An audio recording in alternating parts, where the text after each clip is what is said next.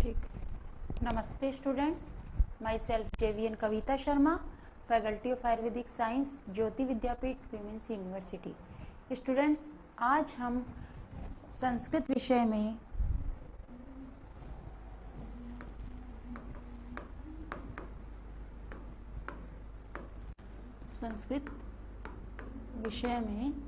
ठीक है, किस चीज का? संधि का। यूनिट कौन सी? संस्कृत विषय में हम संधि का टॉपिक है आज का संधि का अध्ययन करेंगे। ठीक है, मैंने आपको इससे पहले जो संज्ञा प्रकरण है, हमने इससे पहले पढ़ा था संज्ञा प्रकरण। उसका क्या है?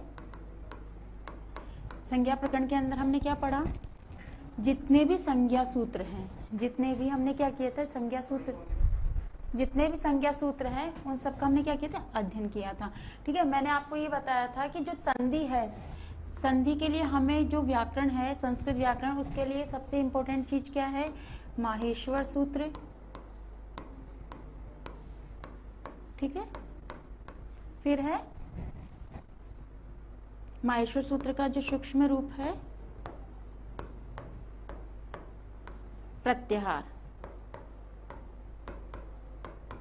ठीक है, अब प्रत्याहार में क्या है? मैंने आपको ये भी बता दिया था, जो संधि है, संधि के लिए सबसे उपयोगी क्या है? प्रत्याहार है। माहेश्वर सूत्र का जो सूक्ष्म रूप है हम उसे प्रत्याहार कहते हैं। ठीक है, तो जो आज संधि है, संधि के अंदर मैंने आपको ये बताया था कि संधि किसे कहते हैं। क्वेश्चन, तो संधि की जो परिभाषा है, ठीक है, संधि की परिभाषा है ना,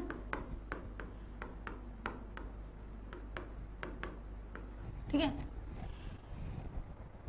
तो जो संधि वर्ण संधानम संधि या पर सन्निकर्ष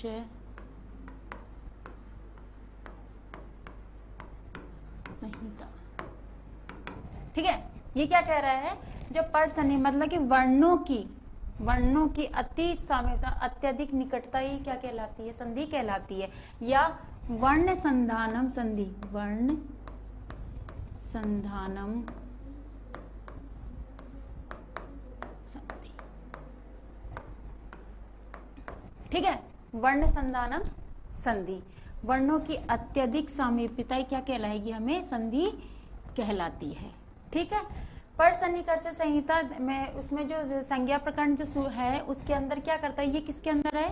संज्ञा प्रकरण के अंदर, उसके अंदर ये सूत्र क्या करता है? संहिता संज्ञा करता है।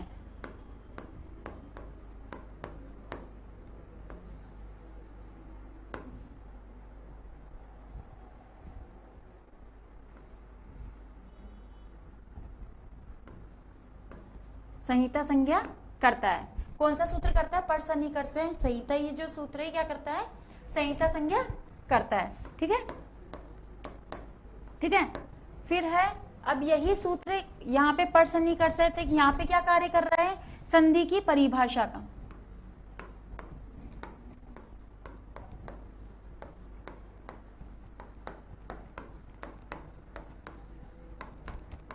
ठीक है, अब क्या हो गया?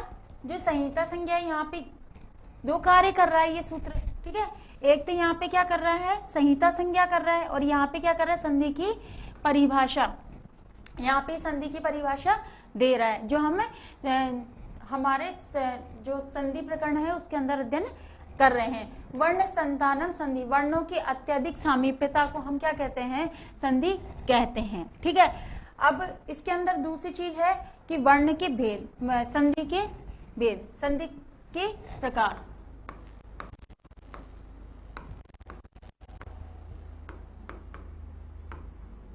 ठीक है, अब संधि के कितने प्रकार होते हैं?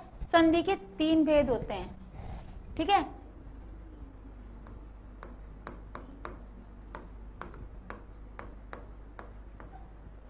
ठीक है, संधि के 3 भेद। ठीक है, कौन कौन से होते हैं बता दें। ठीक है, संधि के कौन कौन सी होती है? अच संधि, अच संधि। अब ये अच संधि है, अच संधि के साथ अच संधि है, फिर है हल संधि। और फिर है विसर्ग। ये क्या है, संधि के 3 भेद बताए। अब जो संधि है, जो अच संधि है, अच संधि में क्या होता है कि स्वर के साथ, अचों के अच के साथ जो संधि होती है वो अच संधि कहलाती है। इसके कितने भाग बताए गए हैं? यण संधि, ठीक है, यण संधि है। उसके बाद में है कि जो यण संधि के बाद में है वृद्धि संधि, ठीक है, वृद्धि संधि। फिर है गुण संधि,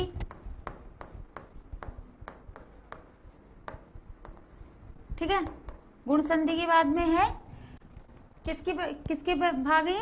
यण संधि के, ठीक है। असंधि के मैं इधर बताती, देखो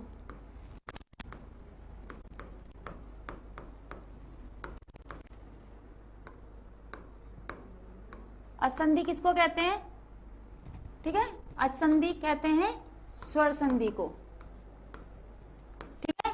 मैंने आपको बताया था कि संस्कृत व्याकरण में जो अच कहा जाता है वो किसे कहा जाता है? स्वर को कहा जाता है, ठीक है, स्वर संधि की। अब इसमें क्या बताया है कि पहली जो संधि के प्रकार है, पहले में क्या है? यण संधि है, वृद्धि संधि, गुण संधि, है ना, गुण संधि है, यण संधि, वृद्धि संधि, अयादि संधि। अयादि संधि के बाद है प्रकृति भाव संधि,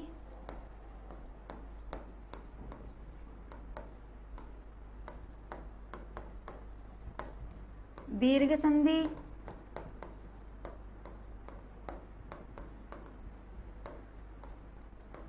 प्रगुहा संधि, है ना। तो ये क्या इस तरीके से क्या बताया है कि जो स्वर है इनके 7 प्रकार बताए। कई आचार्यों ने इसके 8 प्रकार भी बताए हैं, ठीक है। जैसे हमारे पास यण संधि है, तो यण संधि के अंदर हम किस किस का अध्ययन करेंगे? कौन कौन से प्रत्याहार का अध्ययन करेंगे? इसके अंदर हम करेंगे इसके अंदर इक और यण प्रत्याहार का, ठीक है। हम अब इसके अंदर क्या करेंगे? यहाँ पे वर्णों की, ठीक है, वृद्धि रादेच, है ना, जो एच प्रत्याहार है इसमें क्या होगी? वर्णों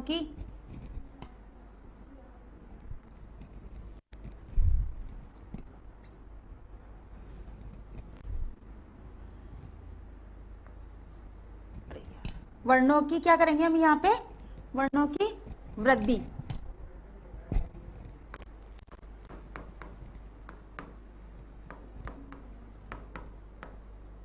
ठीक है।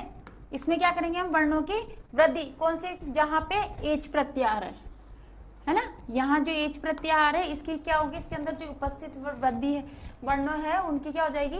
वृद्धि। यहाँ पे क्या करते हैं हम? वर्णों को गुण करते हैं, ठीक है, एंग अयादि। और ये क्या है? यहाँ पे अव जो है, अव है शब्द जो वहां पे एचो या जो सूत्र है उससे क्या हो जाएगा? आव आदेश हो जाता है। तो यहाँ पे क्या हो जाएगी? वर्णों में अयादि संधि हो जाती है। फिर है प्रकृति भाव संधि। प्रकृति भाव संधि के किसे कहते हैं? प्रकृति भाव संधि कि जो वर्ण या जो शब्द या जो सूत्र अपने कार्य क्षेत्र में जैसा उपस्थित है वैसा ही स्थित रहता है, वह अन्य कोई कार्य में या अन्य किसी वर्ण में अर्थात किसी स्थान पे परिवर्तित नहीं होता, वह अपनी प्रकृति निश्चित रखता है, तो वह प्रकृति भाव संधि होती है। अब दीर्घ संधि, दीर्घ संधि के अंदर क्या है? वर्णों को दीर्घ, जैसे मैंने आपको बताया था, अपन ने जो स्वर पढ़ा था, स्वर के अंदर हमने क्या पढ़ा था? अचो और हल पढ़े थे। स्वर के अंदर जो वहां तक क्या था? दीर्घ संधि। तो वहां दीर्घ संधि में क्या दीर्घ था? तो दीर्घ के अंदर कौन कौन से वर्ण आ जाएंगे? जहाँ पे वर्णों को ए करके क्या हुआ? दीर्घ हुआ आ। तो इस तरीके से वर्णों को क्या करेंगे हम? दीर्घ करेंगे, तो ये क्या हो जाएगा? दीर्घ संधि हो जाएगी। अब प्रगुहा संधि, जहाँ पे धातुओं का प्रयोग किया जाता है वहां पे प्रगुहा संधि होती है। तो जैसे यण संधि है, तो इसमें क्या था? असंधि के अंदर मैंने आपको बताया था यण संधि। तो यण संधि के अंदर यही है कि यहाँ पे जो इको यण चीज का जो विधायक सूत्र है, इको यण ची जो विधायक सूत्र है वो क्या कर रहा है, इक के स्थान पे यण आदेश हो जाता है। क्या हो जाता है, इक के स्थान पे, ठीक है। अब हमने क्या किया यहाँ पे इक वर्ण के, तो यहाँ पे क्या हो गया, इक के स्थान। अब ये इक प्रत्यार, अब क्वेश्चन आप लोग ये कहोगे कि इक कैसे आया, तो एक मैंने आपको जो प्रीवियस जो सूत्र है उसमें ये बताया था, जो वीडियो है उसमें ये बताया था कि जो माहेश्वर सूत्र का जो हमारा सूक्ष्म रूप है, किसका सूक्ष्म रूप है ना, उससे प्रत्यार बना। अभी एक प्रत्यार किससे बना था, रील रिक, इससे क्या हो गया, इससे एक प्रत्यार बन गया। अब एक प्रत्यार के अंदर हमने देखा कि एक प्रत्यार के अंदर कौन कौन से वर्ण आते हैं, ठीक है। तो एक प्रत्यार के अंदर हमने पहला माहेश्वर सूत्र कैसा था, ए ई उ और न, ठीक है। दूसरा क्या था, री री और क, ठीक है, रील री क। तो अब इसके अंदर एक प्रत्यार के अंदर कौन कौन से वर्ण आएंगे, ए ई उ, है ना, री अल री, ठीक है। तो ये क्या कह रहा है, एक के स्थानीय यणशाद, जहां एक के स्थान पे जो एक प्रत्यार के वर्ण है वहां पे क्या आदेश हो जाएगा, तो वहां पे क्या हो जाएगा, एक प्रत्यार, ठीक है। तो इस तरीके से क्या हुआ, जो अच संधि है तो उसके अंदर मैंने आपको संधि को क्या कहते हैं, स्वर भी कहते हैं हिंदी में, संस्कृत भाषा में इसको स्वर का अच कहा जाता है, ध्यान रखना। तो इसमें मैंने जो आपको ये 7 इसके बता दिए टाइप्स। अब है हल संधि, हल संधि,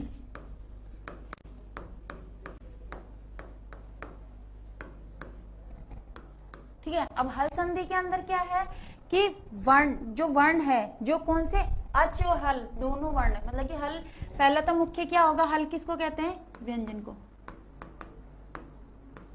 ठीक है। हमने क्या किया, मैंने आपको बताया था कि जो व्यंजन संधि है, जो हल संधि, व्यंजनों के मतलब कि हल के साथ हल्का वो करना, संधि करना, जैसे रामश्यते,